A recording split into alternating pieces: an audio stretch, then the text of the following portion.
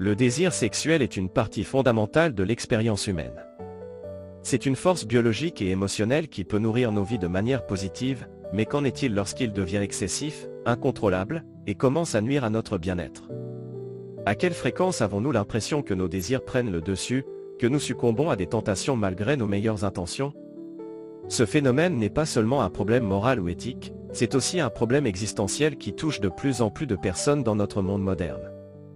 La quête de gratification immédiate est omniprésente, et la recherche du plaisir devient parfois un échappatoire face à la souffrance, aux insécurités et aux incertitudes de la vie.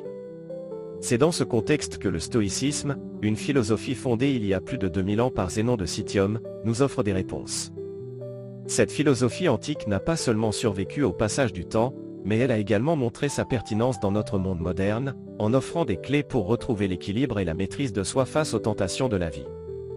Le stoïcisme nous apprend à nous libérer des désirs excessifs et à nous concentrer sur ce qui est vraiment essentiel pour une vie épanouie. Le stoïcisme nous enseigne qu'il existe deux types de choses dans la vie, celles qui dépendent de nous, et celles qui ne dépendent pas de nous. Les stoïciens disent que la vraie liberté réside dans la capacité à contrôler nos réactions, nos pensées et nos émotions face aux événements extérieurs. À cet égard, nous pouvons contrôler notre réaction à une tentation, mais pas nécessairement la tentation elle-même. Le désir sexuel, comme n'importe quel autre désir ou émotion, ne peut pas être évité, mais ce qui est sous notre contrôle, c'est la manière dont nous réagissons à ce désir. En d'autres termes, nous avons le pouvoir de ne pas nous laisser emporter par nos impulsions, et ainsi de regagner le contrôle sur nos vies. Comme tout autre désir, trouve son origine dans des éléments naturels et des conditionnements sociaux. Du point de vue stoïcien, il est perçu comme une force qui, lorsqu'elle n'est pas maîtrisée, peut perturber notre quête de vertu et d'équilibre intérieur. Il est essentiel de comprendre ces causes pour mieux en analyser les manifestations et en anticiper les conséquences. Sur le plan biologique, le désir sexuel est une pulsion innée destinée à assurer la reproduction et la survie de l'espèce.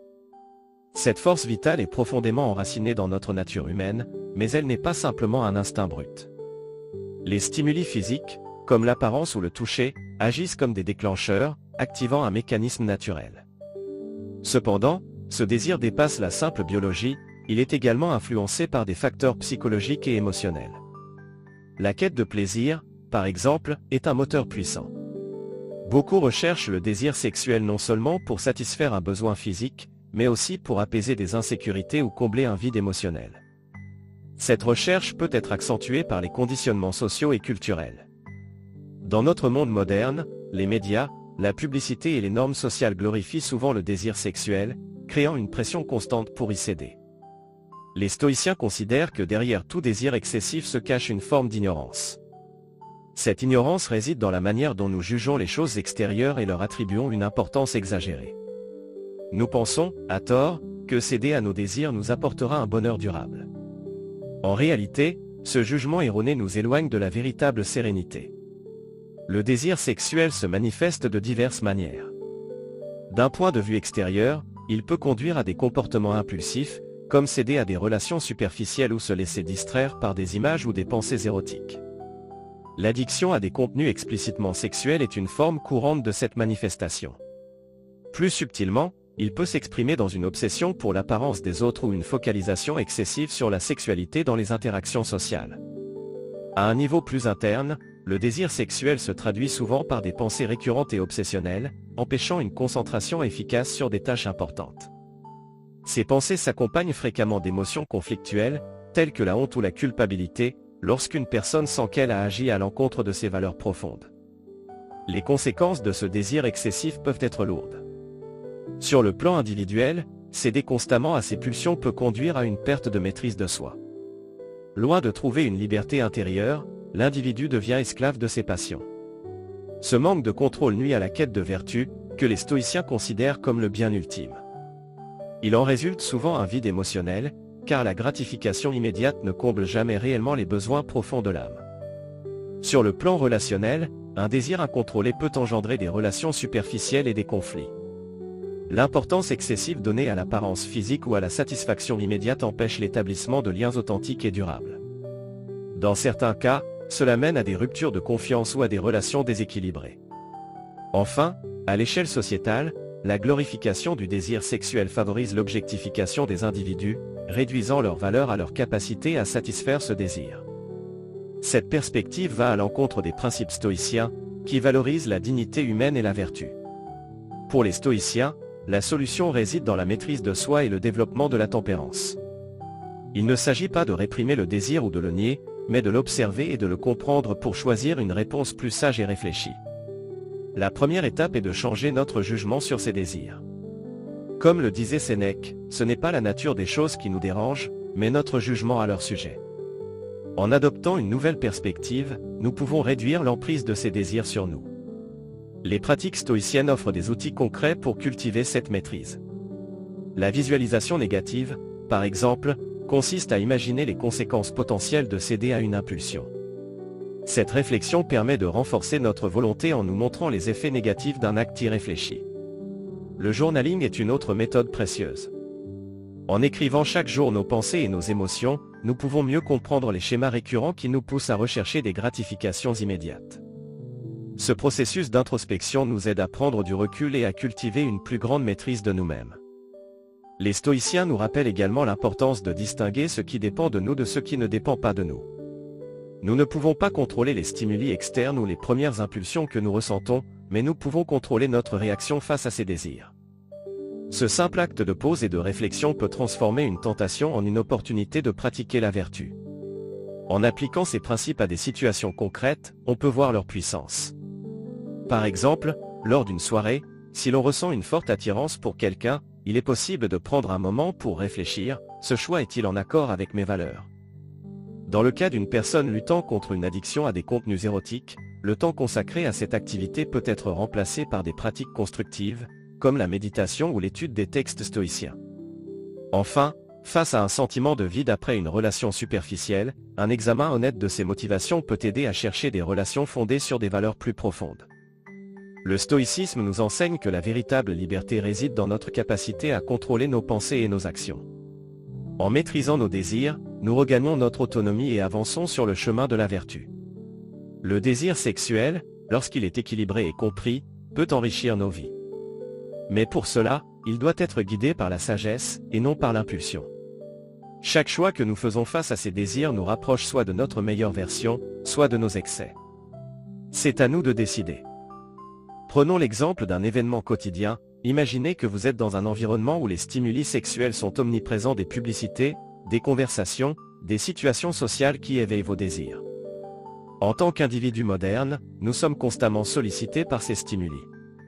Pourtant, ce qui définit notre qualité de vie, ce n'est pas la manière dont nous sommes stimulés par ces désirs, mais la manière dont nous choisissons de répondre à ces sollicitations.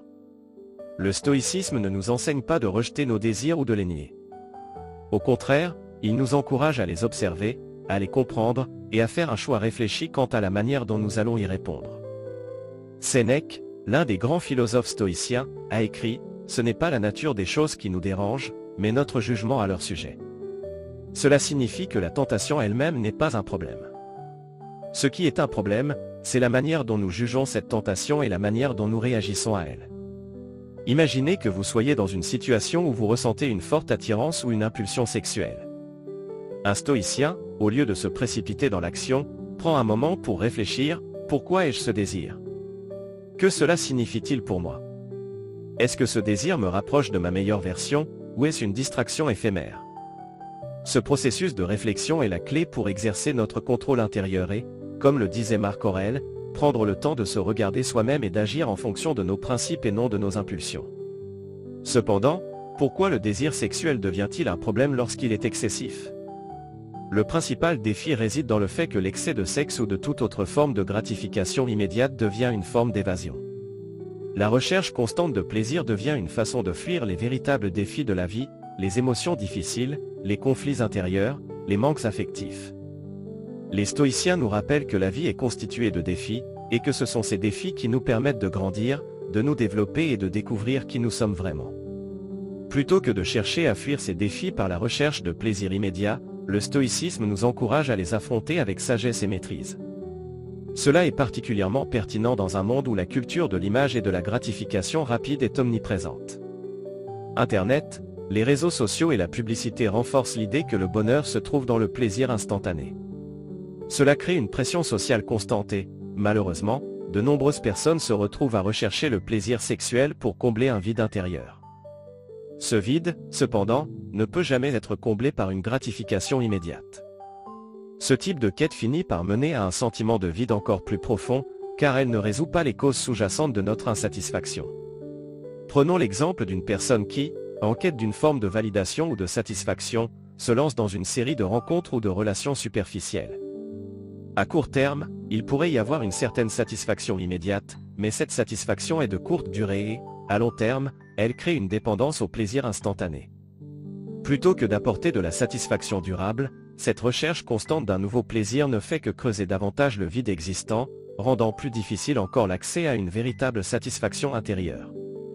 Cette dépendance au plaisir est en réalité une forme d'esclavage des désirs, un piège auquel les stoïciens nous invitent à échapper.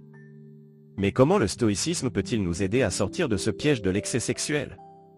La première étape consiste à comprendre que la maîtrise de soi n'est pas une répression des désirs, mais un choix conscient de ne pas céder à l'impulsion immédiate. Ce processus commence par l'observation de nos désirs et de nos émotions. Cela signifie être pleinement conscient de ce qui se passe en nous sans être emporté par ces sensations. Une des pratiques les plus efficaces proposées par le stoïcisme est la méditation, en particulier la visualisation négative. Cette pratique consiste à imaginer les conséquences négatives d'un acte avant de le commettre.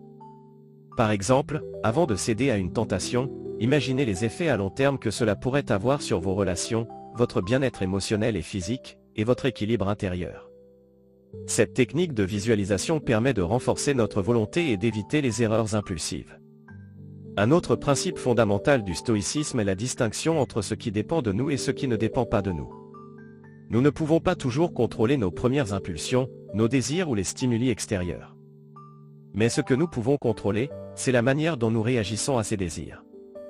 En prenant un moment pour observer ces désirs sans réagir immédiatement, nous pouvons exercer notre pouvoir intérieur et choisir une réponse plus réfléchie. Le journaling, ou l'écriture de ses pensées, est une autre pratique stoïcienne puissante. Cela nous permet de prendre du recul par rapport à nos désirs et de les examiner plus objectivement. En notant nos émotions et nos pensées chaque jour, nous pouvons prendre conscience des schémas récurrents dans nos vies et ainsi mieux comprendre ce qui nous pousse à rechercher des plaisirs immédiats. Ce processus d'autoréflexion nous aide à développer une plus grande maîtrise de nous-mêmes. En résumé, l'excès de sexualité devient un piège lorsqu'il nous empêche de vivre dans l'instant présent, de confronter nos défis intérieurs et de nous épanouir. Le stoïcisme nous offre les outils nécessaires pour maîtriser nos désirs, prendre du recul par rapport aux tentations et vivre une vie plus épanouie. La véritable liberté, selon les stoïciens, réside dans notre capacité à contrôler nos désirs et à agir selon nos principes, plutôt que de céder à des impulsions immédiates. En prenant le contrôle de nos désirs, nous reprenons le contrôle de nos vies. Alors, la prochaine fois que vous serez confronté à une tentation, rappelez-vous cette question stoïcienne: est-ce que ce choix me rapproche de la meilleure version de moi-même? Si ce n'est pas le cas, prenez un moment pour réfléchir et choisir un chemin plus aligné avec vos valeurs et vos aspirations. La véritable liberté ne réside pas dans la recherche de gratification immédiate, mais dans le contrôle de nos pensées, de nos émotions et de nos actions. Merci d'avoir regardé cette vidéo. Si vous avez trouvé cette approche utile, abonnez-vous, aimez et partagez. Et rappelez-vous, la vie est ce que vous en faites. Ne laissez pas vos désirs vous gouverner. Comme le disait Marc Aurèle, nous ne devenons pas ce que nous voulons, nous devenons ce que nous faisons. Chaque choix compte, et chaque action nous rapproche de la personne que nous aspirons à devenir.